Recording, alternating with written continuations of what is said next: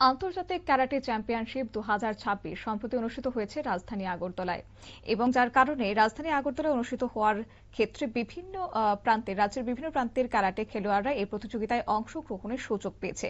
এই প্রতিযোগিতায় অংশ নেয় উমাকান্ত ক্যারাটে কিড সেন্টারের প্রশিক্ষার্থীরা। তারা দুর্দান্ত সাফল্য অর্জন করে মোট 7টি পদক জিতে নিয়েছে।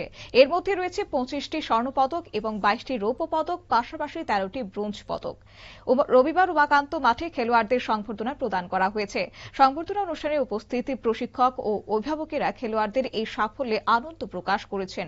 পাশাপাশি ভবিষ্যতে আরো বড় মঞ্চে সাফল্য অর্জন করার জন্য তারা আশা প্রকাশ করেছেন। কি বললেন এই প্রসঙ্গে উমাকান্ত ক্যারাটে কিড সেন্টারের প্রশিক্ষক, শুনুন।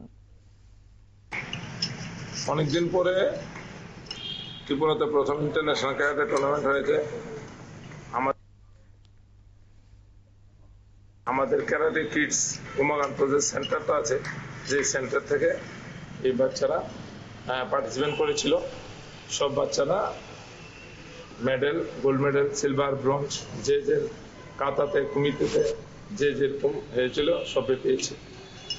আর আমাদের উমাকান্ত এই ক্যারাটে কিডস সেন্টারটা অনেক পুরানো, আজকে অনেক বছর পুরানো।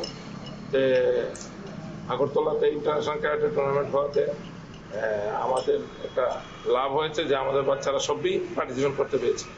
ম্যাক্সিমাম বাচ্চারা মোটামুটি এখানে 25 গোল্ড এসছে, 22 ব্রোঞ্জ এসছে, আর 13টা সিলভার এসছে।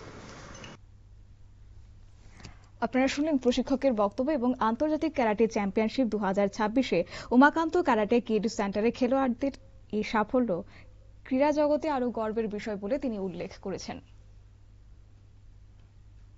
নিয়ে নিচ্ছি ছোট্ট একটি বিজ্ঞাপন বিরতির, সঙ্গে থাকুন।